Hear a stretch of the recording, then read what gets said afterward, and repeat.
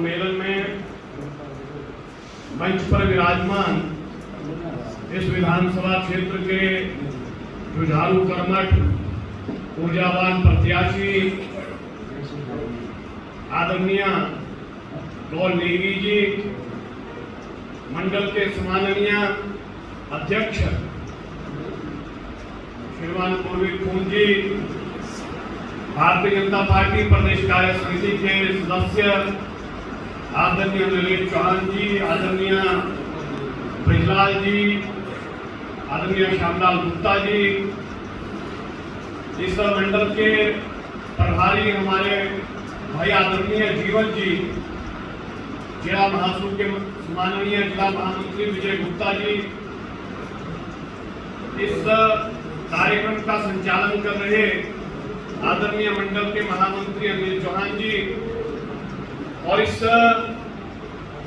संयुक्त मोर्चा सम्मेलन में मोर्चाओं के सभी सम्माननीय अध्यक्ष, प्रकोष्ठों के सम्माननीय अध्यक्ष, मोर्चों के सभी सम्माननीय पदाधिकारीगण, कार्यकर्ता बंधुओं, जिस प्रकार से कौल जी ने कहा और जिस प्रकार से इस कार्यक्रम की रूपरेखा है कि माननीय मोदी जी के 9 वर्ष पूर्ण होने पर सरकार में पूरे देश में भारतीय जनता पार्टी ऐसे कार्यक्रमों का आयोजन कर रही है। भारतीय जनता पार्टी के हम सभी वैचारिक कार्यकर्ता, प्रतिबद्ध कार्यकर्ता अपने कार्य क्षेत्र में पार्टी की नीतियों के प्रचार प्रसार के लिए प्रतिबद्धता से काम कर रहे हैं। भारतीय जनता पार्टी का विचार कैसा है और भारतीय जनता पार्टी के कार्यकर्ता कैसे हैं कि मंदिर के शिखर पर फहरने वाले ध्वज ने कहा कि मंदिर का अस्तित्व मेरे कारण है। मंदिर के स्वर्ण कलश ने कहा कि इस मंदिर का अस्तित्व ध्वज से नहीं, इस मंदिर का अस्तित्व स्वर्ण कलश से है। मंदिर के अंदर बजने वाली घंटियों ने कहा कि मंदिर का अस्तित्व हमसे है। मंदिर की मूर्तियों ने कहा कि इस मंदिर का अस्तित्व हमसे है। लेकिन मंदिर का अस्तित्व ना तो उसके ध्वज से, ना उसके सोने के कलश से, ना घंटियों से, ना मूर्तियों से। मंदिर का अस्तित्व है वैचारिक रूप से मंदिर के नींव के गड़े हुए पत्थरों से, जो दिखते नहीं है। ध्वज दिखता है, कलश दिखता है, मूर्तियां दिखती है, लेकिन नींव के पत्थर नहीं दिखते। वही नींव के पत्थर आप जैसे सैकड़ों हजारों कार्यकर्ता जो लगातार उस पर काम करते हैं, पार्टी की नीतियों का प्रचार प्रसार करते हैं, बिना किसी लोभ लालच ध्येय से भारत माता को स्वर्ण सिंहासन पर आरूढ़ करने के लिए प्रतिबद्धता से काम करते हैं। आप जैसे सैकड़ों हजारों लाखों कार्यकर्ता जो देश भर में काम कर रहे हैं, 200 से जिस पार्टी 2 सीटों से जिस पार्टी का सफर शुरू हुआ, वो आज 303 सांसद जिसके लोकसभा में है, 100 से ज्यादा सांसद राज्यसभा में है, पूरे दुनिया भर की सबसे बड़ी पार्टी 18 करोड़ सदस्यता जिसकी है, तो ऐसे निष्ठावान प्रतिबद्ध कार्यकर्ताओं के कारण है। माननीय मोदी जी को 9 साल केंद्र की सरकार में हुए, लेकिन फिर आगामी 2024 में चुनाव, तो मोदी और भारतीय जनता पार्टी जरूरी क्यों है? मोदी और भारतीय जनता पार्टी देश के लिए इतना आवश्यक क्यों है? भारतीय जनता पार्टी की सरकार का होना और मोदी जी का प्रधानमंत्री होना। मित्रों, देश की अभी जिन महापुरुषों के समक्ष हम अपने दीप प्रज्वलन किया, आदरणीय श्यामा प्रसाद मुखर्जी, हमारे दीनदयाल उपाध्याय जी पार्टी के जो संस्थापक रहे, कश्मीर की धरती के लिए श्यामा प्रसाद मुखर्जी का बलिदान हुआ। देश के लिए मोदी जी का होना जरूरी क्यों है? कांग्रेस अनेकों वर्षों तक सत्ता में रही। देश के तत्कालीन प्रथम प्रधानमंत्री आदरणीय जवाहरलाल नेहरू खुद कश्मीरी पंडित थे। कश्मीर की धरती में आज से 70 साल पहले नारा लगता था, नारा था अमी गची पाकिस्तान, बताओ ने शान। हमें पाकिस्तान चाहिए हिंदू औरतों के साथ और हिंदू मर्दों के बिना। ऐसे JKLF ने, अल बदर ने, हुर्रियत कॉन्फ्रेंस ने, जम्मू कश्मीर लिबरेशन फ्रंट ने दीवारों पर पोस्टर चिपकाए। अजान के बाद घोषणाएं हुई। कश्मीर के कश्मीरी पंडितों को कश्मीर छोड़कर जाना पड़ा। देश के प्रथम प्रधानमंत्री खुद कश्मीरी पंडित थे। देश का हिंदू शरणार्थी बनके कश्मीर की धरती से बाहर निकाला गया। जिस कश्मीर की पंडितों की 5-5 हजार की सेब की पेटियां होती थी, वो कश्मीरी पंडित 10 बाई के टेंट में अखनूर और दिल्ली के शरणार्थी कैंपों में रहने के लिए मजबूर होना पड़ा। अपने ही देश में बहुसंख्यक आबादी टेंटों में रहने के लिए मजबूर हुई। तो देश के लिए मोदी जी क्यों जरूरी है? जिस हमारी पार्टी का एजेंडा था, हमारी पार्टी की घोषणा थी, हमारे प्रथम संस्थापक श्यामा प्रसाद मुखर्जी का बलिदान जिसके लिए हुआ, कश्मीर की धरती में जहां 370 और 35A खत्म करने के लिए जब बात की जाती थी तो कहा जाता था कि कश्मीर की धरती लहूलुहान हो जाती। कश्मीर की धरती में 70,000 सेना के बेटे खोए हमने। किसी बहन का सुहाग उजड़ गया, किसी की राखी अधूरी रह गई, बूढ़े बाप ने अपने युवा बेटे की अर्थी को कमरा दिया। आज कश्मीर में ना तो एक पत्थर पड़ता है, ना किसी सैनिक की मृत्यु आज कश्मीर के अंदर होती है। जब पुलवामा होता है तो मोदी जी घुसकर सर्जिकल स्ट्राइक करते हैं, पाकिस्तान की धरती में जाकर आतंकवादियों को मारने का काम करते हैं। जो कहा करते थे कि कश्मीर की धरती से 370 समाप्त नहीं हो सकता, तो भारतीय जनता पार्टी की सरकार ने 370 की धारा समाप्त करके कश्मीर के कश्मीरी हिंदुओं को उनका हक दिलाने का प्रयास किया।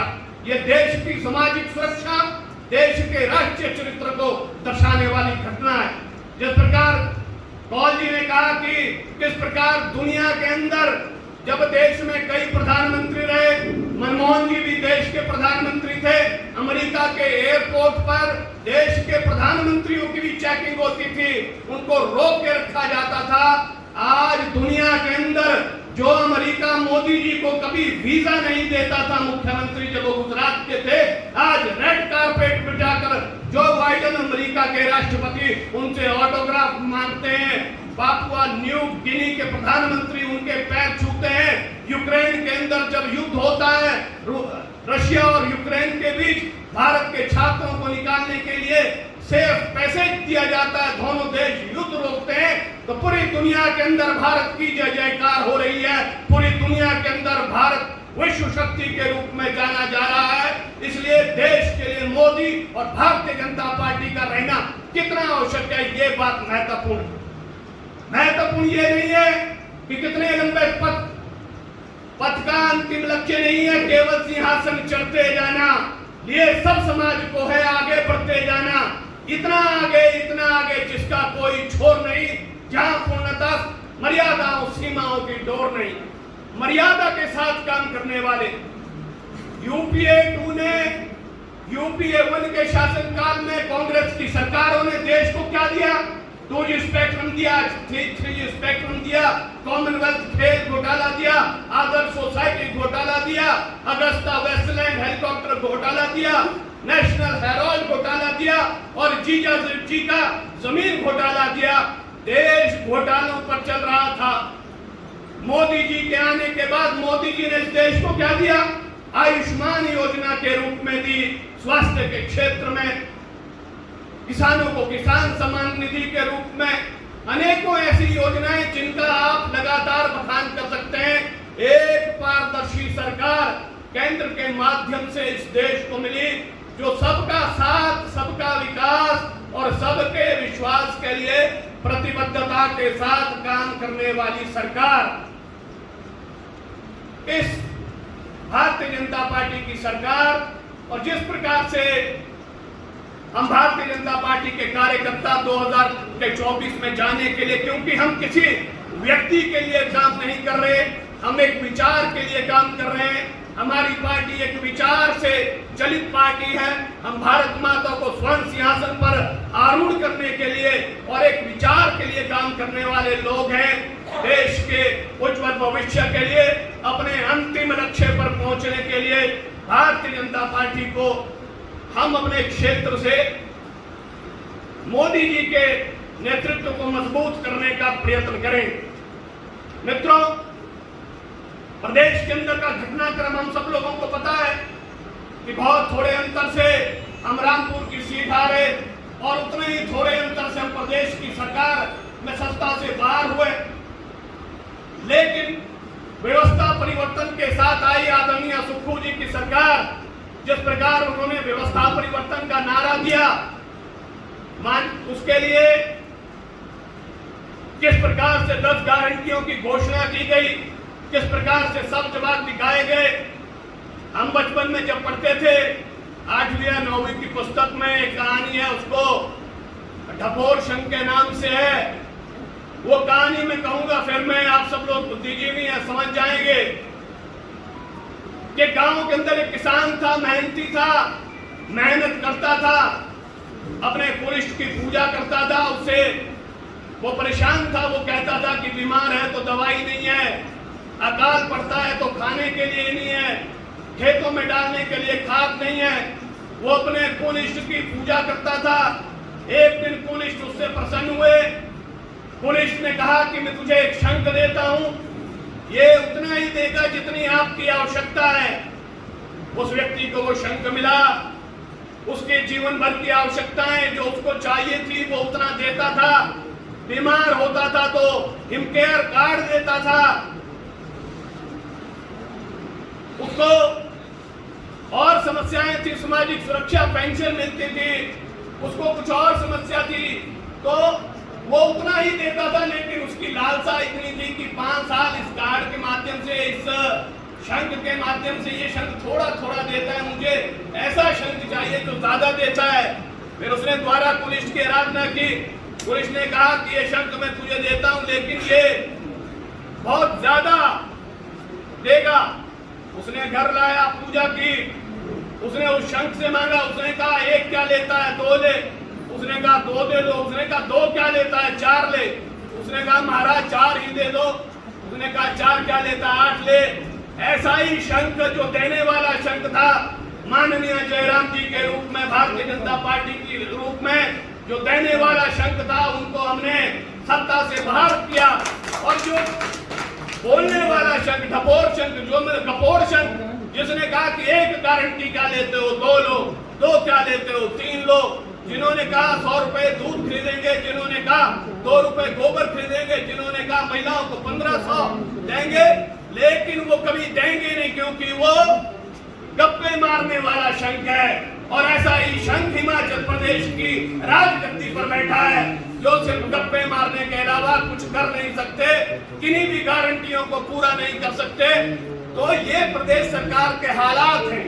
हालात इतने बदतर है। हमारी पार्टी मानव एकात्मवाद के दर्शन पर चलते हुए, हम जब पूजा पाठ करते हैं तो हम मंत्र कहते हैं, सर्वे भवन्तु सुखिनः, सर्वे सन्तु निरामया, सर्वे भद्राणि पश्यन्तु। सभी का कल्याण हो, सभी के आरोग्य की कामना करते हैं, सबके विकास की कामना करते हैं।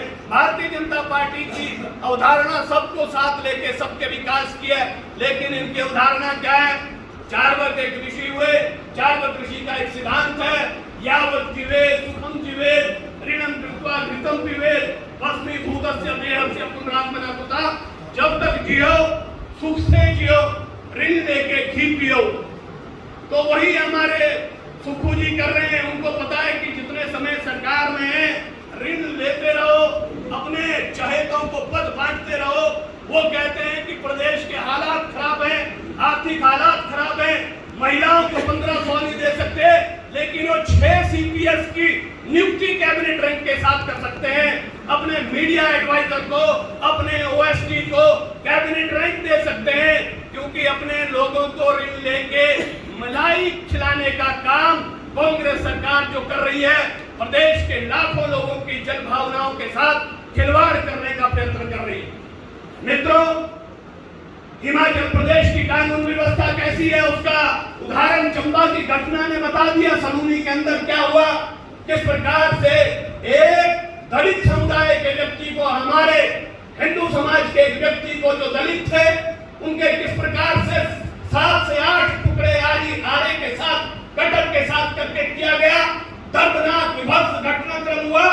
एक भी हिमाचल प्रदेश का मंत्री वहां नहीं गया, मुख्यमंत्री खुद वहां नहीं गए। पूरा का पूरा चंबा जल रहा है। लेकिन ये संवेदनहीन सरकार जिसने ये कहा कि हमने 95% हिंदुओं वाले प्रदेश में हिंदूवादी दल को हराया, परिवार को संतावना देने के लिए दलित समुदाय के हितों के साथ खिलवाड़ करने वाली सरकार, उनके वोटों के लिए वोटों के समय गिड़गिड़ाने वाली सरकार, प्रदेश के मुख्यमंत्री को वहां खुद जाना चाहिए था। चंबा के अंदर एक मंत्री गए, पत्रकारों ने उनसे पूछा, मंत्री ने कहा मुझे घटना के बारे में ही पता नहीं है। पूरे नेशनल मीडिया टीवी पर आया। और जब हमारे नेता प्रतिपक्ष वहां जाते हैं, आदरणीय प्रदेश के पार्टी अध्यक्ष राजीव बिंदल जी वहां जाते हैं, तो 60 किलोमीटर पीछे उनको रोक दिया जाता है, उनको उनके घर जाने नहीं दिया जाता। ऐसी संवेदनहीन सरकार प्रदेश में रहने का कोई हक नहीं है। ये केवल हिंदू समाज का अपमान नहीं, दलित हमारे भाइयों का अपमान। और जिस प्रकार से कानून व्यवस्था है, शर्मनाक बदहाल कानून व्यवस्था, पूरे प्रदेश सरकार की भारतीय जनता पार्टी उसका पुरजोर विरोध करती है। हम भारतीय जनता पार्टी के कार्यकर्ता जिस प्रकार हम रामपुर के चुनाव में थोड़े से मतों से चूके, रामपुर प्रदेश के लिए एक उदाहरण है। विपरीत परिस्थितियों में आप सब लोगों ने मेहनत की, संघर्ष किया। आपके संघर्ष को, आपकी प्रतिबद्धता को जिस प्रकार से उसका निश्चित तौर पर हम माननीय मोदी जी को द्वारा सत्ता में लाने के लिए मिलजुल कर प्रण करेंगे।